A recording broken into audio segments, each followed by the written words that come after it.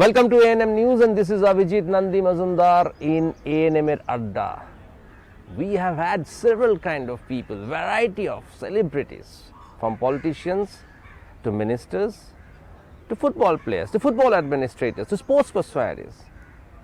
But now today we have a very different person. I mean, you can guess it.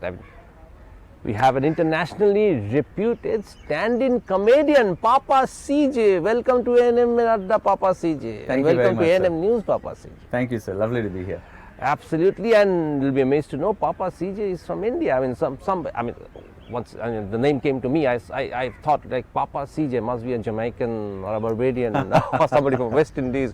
I mean, somebody who associated with rock star and pop music. No, sir. The fact is, comedians get no respect. Okay, if I do a great show, somebody will say, "Oh, dude, you are a rock star today." Nobody has ever gone to a rock star after a show and said, "You are a comedian today." Exactly, because they will laugh at that person and beat them up. Absolutely. So this name really stuck me, and it's great to know that you are from India. I'm not just from India, I'm from Calcutta. I grew up in this city. Oh, great. Fantastic. Now, very first thing that I wanted to know from you, what made it stand-up comedian? It's not a course, it doesn't come into a syllabus. Yeah. And, if you ask 9 parents out of 10, they don't want their children to be a stand-up comedian. Yeah. So, what made you choose this profession? To be honest, sir, I think, as they say in stand-up comedy, you don't choose comedy, comedy chooses you. Oh. I had a traditional background. My father was a tea planter. He worked for one tea company in Calcutta for 35 years. I eventually got admission into the University of Oxford to do an MBA program there. So I took loans, did that MBA program, joined a consulting job in London. And after 3 years of getting very bored with the corporate life, I paid back my loans. And then I took a year off. And I went to the Edinburgh Festival in Scotland, which is the largest arts festival in the world. And I saw these people doing stand-up comedy. And I just thought, this is the most amazing thing in the world. I mean, here was a guy on stage with a microphone in his hand. One hand he has a microphone, the other hand he has a beer. And he's just having fun. And that's his life. I thought, this is the most amazing thing in the world. So I chucked up my job. 3 months later, I was on stage. I did 250 shows in London in my first 10 months, 700 in my first 3 years, and I never looked back. When you first went on stage, you definitely had a butterfly in the stomach syndrome. And Oh, absolutely. Absolutely. And just describe your first show. My first show was on the River Thames on a boat called the Wibbly Wobbly boat. And it was known for being quite a rough gig. The audiences were the kind that would normally heckle you, be rude to you. But luckily for me, that first show went quite well. So that kind of gave me some confidence. How many audience, how many people 30 were there? people. Oh, you performed for Small 30 people. show. Small show. Okay. Yeah. Right on the River Thames. On the River Thames, tiny boat. Because when you're a new comedian, you're never going to get a big show, right? So you and other new comedians get on what they call open mic nights, and you hone your craft there. Right, absolutely. So where do you get your scripts? I write them. Oh, you write them yourself? Absolutely. All my scripts are written myself. They're based on my life experiences and my point of view with whatever's happening in the world. Did you ever had any kind of experiences or kind of schooling or an education on stand-up comedy, on the writing scripts on stand-up comedy? Because these are very specialized scripts. So to be has to be honest, satirical, isn't it? To be honest, sir, I attended a short course in London, but I don't think I got much out of that. In this profession, you only learn by doing it. And, sometimes in entrepreneurship, for example, they say that, oh, you learn from failure. In my profession, you get feedback every 15 seconds. Every 15 seconds, if the audience is not laughing, you are failing. Okay. And there is nothing worse than trying to make people laugh and getting 5 minutes of silence. You want to dig a hole in the ground there and just bury yourself there. So if you're on stage in front of an audience and what you're doing is not working, and you don't have the experience or the material to adapt on the spot and fix it, on your way home you have to ask yourself, if I'm ever again in front of a similar audience in the same country, what can I do differently so I don't look like a fool? So for us, failure is the only way to grow and get better. We have to keep performing in different places, different kind of audiences, and learn how to work those audiences. Right. As you did your first show in River Thames on that small little boat, Yeah. what was your catchline? What was the first thing that made people laugh? The first line I got up on stage and said was, because this was London, English audience, Indian comedian, I would get up on stage and say, would you believe it? Nowadays even your comedy is being outsourced. Yeah. So for them that was like, oh my God, this is true. Because I was also the only Indian comedian in the entire country. Okay. Yeah. And you started off in England and you performed Yes. a whole lot of shows in England. Yes, sir. So one thing that I wanted to ask you, what about your family? What about your parents? Yeah. Were they very encouraging in the beginning or Yeah. they were very skeptical? So the wonderful thing about my parents is that they have always been entirely supportive of me. So when I started off, they saw that I had found something I was passionate about. So they encouraged me wholeheartedly. Of course, 10 years later, they told me, listen, we thought you'll do it for 6 months and stop it, but you just kept going on. But the other upside was that I was also financially independent. You know, I was never taking money from home. Nowadays, it's very popular to say, follow your passion, you know. But passion doesn't put food on the table, always. So while you want to feed the soul, you need to feed the stomach as well. So even when I went broke doing stand-up comedy, I took a day job. I would work in the day and perform at night. But in my head, even though I was in a job for 8 hours a day and doing comedy for 20 minutes a night, in my head I was a comedian and the job was on the side. So that eventually got me through. So as you move forward, Yeah. do you think the stand-up comedy Yeah. in England or wherever, Yeah. do you think that this is a very paying profession or something? To be honest, sir, it is, I'd say 1 in 1,000 can make a good living out of it. The bright side for me when I started was that I had no clue how low the odds were. You know, so as they say, ignorance is bliss. I kept doing it, and luckily I seem to have landed on my feet. Great. So do you think it's more of a competence? I mean, a lot of people, other people are coming in from stand-up comedy. Sure. So do you think that a luck played a part or somewhere down the line? I think so. Luck always plays a part, but as they say, the harder you work, the luckier you get. True. So Very true. You've got to put in the work. There's no So substitute for you that. had a very rough ride initially. When you started off, you worked 8 hours a day, and then you put up your script, and then Yeah. got your job. Then as you move forward, what was the thing that opened the door for you? I think moving back to India, because English language comedy didn't exist in terms of traditional stand-up. So I started off the circuit when I moved back to Delhi, and then there's just such a huge market in India, you know, because in today's day and age where people have limited attention spans, like I said, we give you a punchline every 15 seconds. It's in a casual atmosphere. You can have a drink in your hand, you can relax, and it's a great way to unwind. And that really opened things up because our audiences here, especially in the cities, did not have comedians who could cater to their tastes. So suddenly you had these Indian comedians creating local content, and that really picked up. And the big difference has been corporates saying, you know what, we want comedians to come in.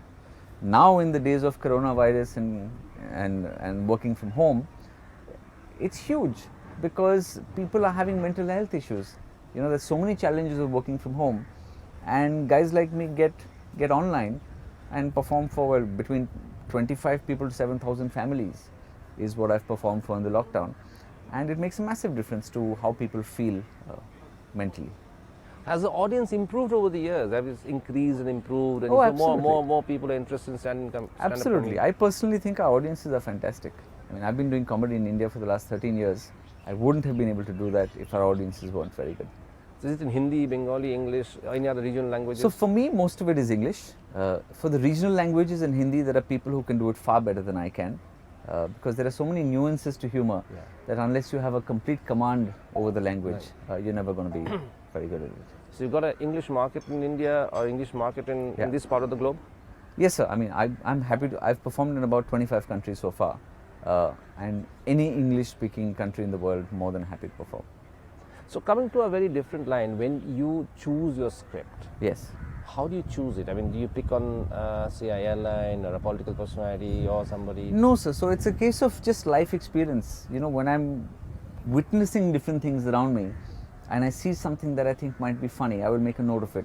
Okay. Eventually, I will sit down with all my notes, write a whole bunch of jokes, and then I will take it to a small show in front of live audiences to try it out, to see what works, what doesn't work. If it doesn't work, maybe try it differently. And you do this a few times in front of a few small audiences until you realize, okay, now this really works well. Then you take it into the bigger shows. So have you ever run into any trouble with any of those people or individuals or organizations whom you picked on? Oh, absolutely. In South Africa and Johannesburg, I had to once perform at gunpoint because the guy who was promoting the show did not want to pay me. I said, if you don't pay me, I will not perform. And he just pulled out a gun. He said, no, you will perform.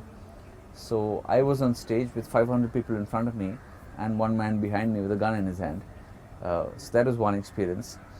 Then And how long did you perform there at gunpoint? Well, that show, just that specific show, which is maybe 45 minutes to an hour. So 45 minutes you had a gun in your head and you performed? Well, not on my head. He wasn't standing here, but he was backstage in the wings. It would have been weird if he was standing there and I was performing. No, literally speaking as such. Then I remember in a city in the UK, I had 3 people who pulled out knives.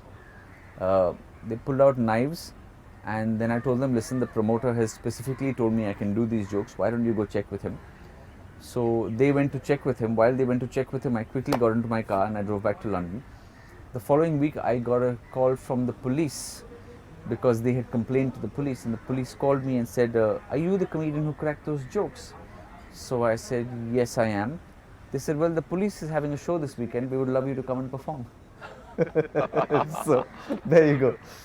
Fantastic. Well, these are small life experiences that you had over the years. Yes, sir. So what has been your best show so far? I mean, where you were content, you're happy, you made people laugh, and what was some of the best punchlines in those shows? So the best shows for me, so I've had the privilege of performing in many wonderful venues. I've performed on Broadway in New York. I've performed at the Soho Theatre in London. I've performed to a full house at the Sydney Opera House. But I do something called the Happiness Project, where for free I go into the homes and hospital rooms of people who have been unwell for a long time. Cancer patients, people with amputations, just to raise their spirits. And nothing is more rewarding for me than shows like that. You know, I've had patients say we haven't laughed this much since we were diagnosed with cancer a few years ago. In terms of the best punchlines, I mean, there are so many just different jokes. I try and customize my material around the audiences I'm in. So for example, since we are in Calcutta, there's a show, joke I do about Calcutta, saying, you know, I was driving in London, taking driving lessons. And this instructor asked me, he says, you know, you Indians, why don't you drive in a straight line? I said, listen, I'm from Calcutta. In England, you drive on the left of the road. In Calcutta, we drive on what is left of the road. So I customize it. One of the most, I don't know if I can say this on television, one of my most popular lines earlier is I used to perform abroad a lot. I always tried to represent India in a positive light. So I used to say, don't mess with us Indians, because we come from the land of the Kama Sutra. We can screw you in more ways than you can count. So that was one of the more popular ones. So do you do political satire? Not too much. By and large, politics and religion don't interest me much. I suppose maybe that's why I don't get into trouble a lot. But those are areas that are not much of interest. For me, human relationships are more of interest. But also the kind of political jokes I do. So I'll give you an example. I was in Singapore, and if you've ever been to Singapore, you will know that nothing ever happens in Singapore. When I opened the newspaper, on the front page of the newspaper it said there was a pig on the street. Right? So if there's a pig on the street, in Singapore that becomes headline news. In Germany it becomes a sausage. In America it became the President of the United States of America. So that obviously is a Donald Trump reference. Yeah, absolutely. So that kind of stuff, but it's more, yeah. because I believe to do deep political commentary you have to be very well informed. Now I'm not well informed enough to have an educated opinion. Then it's no point. You know, people are going to make holes in what you have to say. Yeah. Well, you're a handsome guy. A handsome guy? Yeah, absolutely. Oh, are you flirting with me? No. And you are an internationally famous stand-up comedian. So, and when you make people laugh, You must be making girls laugh, and they must be coming all over you. So, no, it's a rumor, it's a myth that women are attracted to men with a sense of humor. That is not true. Oh, you're cutting off that myth? No, we live, as a comedian, you live in the friend zone. Okay. That is where you live. They will come, talk to you, laugh, and then go away with somebody else. So you ever had any flings or in shows somebody coming up and kind of coming up onto you, hitting onto you?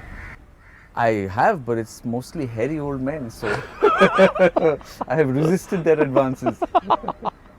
But it does happen. I have been in situations where it's mostly older Indian ladies who will come to me, flirt with me, and then ask me to marry their daughters.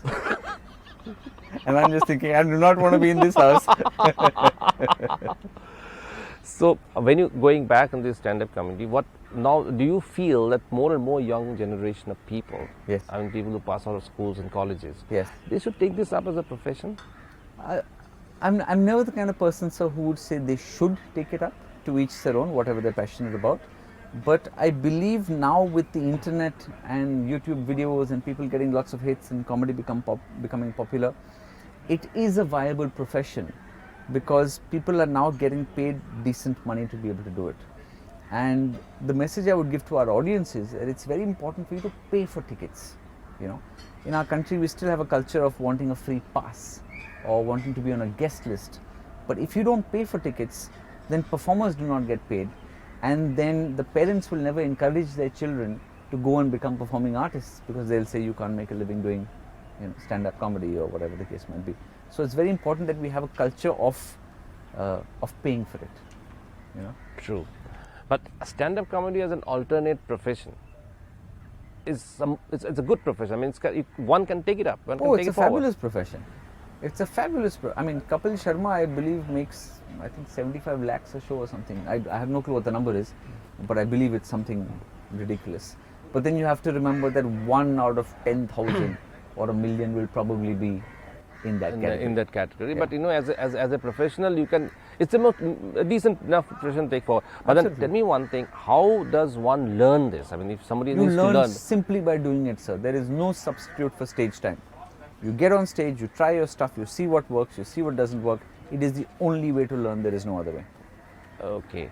So on the next phase, once you move forward as a stand-up comedian, do you try to keep this profession? You're going to move forward in this profession till the end of your life, or looking for anything alternative at the moment? I don't have a fixed plan, sir. When I'm enjoying things, I keep doing it. When I don't, I try something else. So I don't think you necessarily have to decide now what you're going to do for the rest of your life. For now, I love doing it, and I'm going to keep doing it. Oh, you're taking every day as it comes in a sense. Absolutely. Great. I mean, that's something. Now, what we often felt, learned, and saw is that laughter is a great medicine. Yes. And if there's a school of thought which says that if somebody is sick, Yes. maybe a dying patient, Yes. miracles do happen through laughter. So, can you just elaborate on that? I don't know about miracles happening through laughter. And I don't know if laughter is necessarily a substitute for traditional medicine. I'm not qualified to answer that question. But I am a trained laughter yoga instructor, and laughter has been shown to have many benefits from a mental health point of view. It increases your endorphins, which are natural painkillers. It's better for your immune system, it's better for your digestive system. So there are multiple benefits of laughter. And I do go into hospitals, a lot of hospitals, and I perform for patients, for doctors, for nurses, for their carers. So yeah, and 10 or 15 minutes of laughter a day is fabulous. It's just so good to start your day with that laughter. You get a positive vibe inside. In fact, if you smile and try and say I'm feeling sad, just try it. It's so difficult. You can't actually feel. You say it, but you won't feel it. Yeah, it's a de-stress. It's stress buster. Absolutely. So, do you feel, now coming to a very little serious stuff, do you feel that laughter should be there in hospitals? I mean, this kind of therapy should be there in hospitals and nursing homes. I think laughter should not just be there in hospitals and nursing homes. It should be in every house. It should be in schools. Why can't you just start the day with 10 minutes of laughter? What a beautiful day that would be. So you are advocating a school curriculum. Absolutely. Or maybe a 10 minutes laughter in every school. Absolutely. Like you have PT in the morning. Yeah. Have some laughter yoga. Yeah? Just start with 10 minutes of laughter. you know, it increases the amount of oxygen that goes into your lungs, because it allows you to get, you know, more of the carbon dioxide out. True. And helps you perform better as well. So that's a very interesting objective, because you know, once you have laughter in schools and colleges, once you have laughter, like we saw in Munna Bhai MBBS in that movie, Bollywood movie, how a person who is not a doctor changed the life of so many patients. Yes. So this is what you feel could also change the life in real life. Absolutely, absolutely. Great. I mean, try it now. Just laugh for 10 seconds. Fake it. Just fake it. Let's go.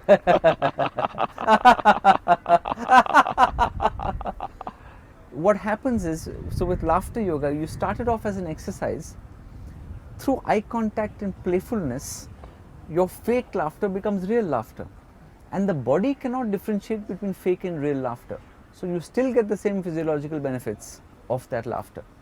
So it's fabulous.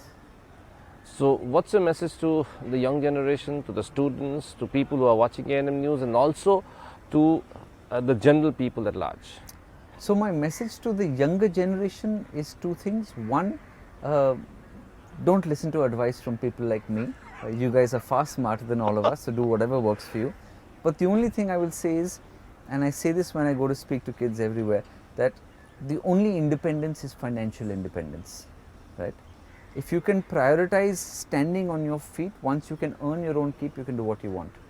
You know, while you're living under somebody else's roof with somebody else financing you, sometimes you have to go by their rules. But I don't believe, I just think that if the only messages I could say is be compassionate, be kind. It doesn't matter, it really doesn't matter how much money you make, how famous you get, but if you're a good human being, then people will remember you and cherish you.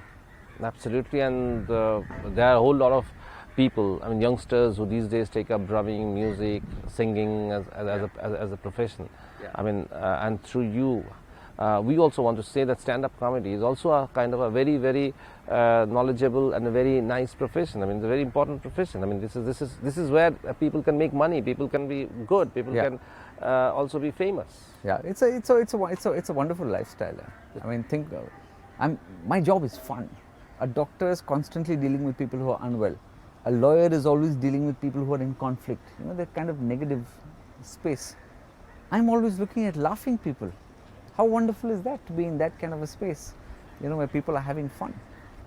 Absolutely, very, very correct. So on that note, we'll have a cup of tea here. Sure, sir. Oh my God, wonderful. Look at the branded mugs. Thank you very much, sir. Thank you, sir.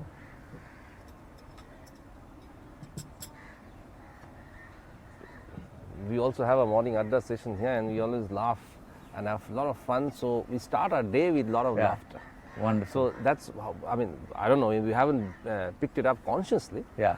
But then now, speaking to you, talking to you, I myself, I mean, more than the interview, my mindset is also changing. I mean, going back and wondering, yes, the morning session that we have in Tolikans Club, and where we sit down together and laugh a lot on topics which are not even close to what we do. Yeah. That's like very fun and positive. Yeah. And that makes your day. I mean, you start very healthy, you start very, like, of course, I'm energized. Yeah. I'm going to get to go. Absolutely. So wonderful. That's a wonderful feeling, isn't it? It is. And now that you mentioned, and what I really realized, that once you go and watch a show, especially a stand-up comedy, then a lot of things, I mean, a lot of stress that's on your shoulders, a lot of negativity that's inside you, that goes. Yeah. That really washes away. Yeah. And that's a fabulous feeling. Yeah. Absolutely. On a winding up note, let me ask you one last question. What's your future plan? What's my future plan? I don't have plans, sir, but I have a mission in life, which is to uplift people and to help them be the best version of themselves. So whether it is through my stand-up comedy, through my corporate training, through my motivational speaking, through the Happiness Project, through the books that I write, I just want, it gives me great joy to be able to uplift others and help them realize their dreams. So if I can play a small part in that, I would love to keep doing that. Wow, keep smiling and keep laughing. And that was Papa CJ. Now what does his real name is? I mean, that's a deep-rooted secret. We don't want to let it out. Let him let it out. We won't do that ever. But Papa CJ stand-up comedian of international repute, but he's also an ambassador of happiness, isn't it? Thank you very much, Papa CJ, for being with us, for sharing your experiences, your life, and stand-up comedy. We never knew nothing about stand-up comedy. Now I am going educated. I'll just add one more thing to that, sir. I've written a book called Naked. Okay. It is an autobiography. So if you want more stories about stand-up comedy and jokes and my life story, it's all in there. The name of the book is very suggestive. The name of the book is very suggestive because the idea behind it is it has nothing to do with physical nakedness, but I'm removing metaphorical layers and revealing my sort of inner self. And in that you get joy and sadness, and it's a whole adventure. So I hope you get the time to read it. Absolutely. So thanks for your time, Thank Papa you very CJ, much, sir. and thanks for watching ANM News. Thanks for watching Papa CJ, and I'm sure we are all laughing our way, of course, to the bank and to our respective professions. Thank you very much, and thanks for watching ANM News.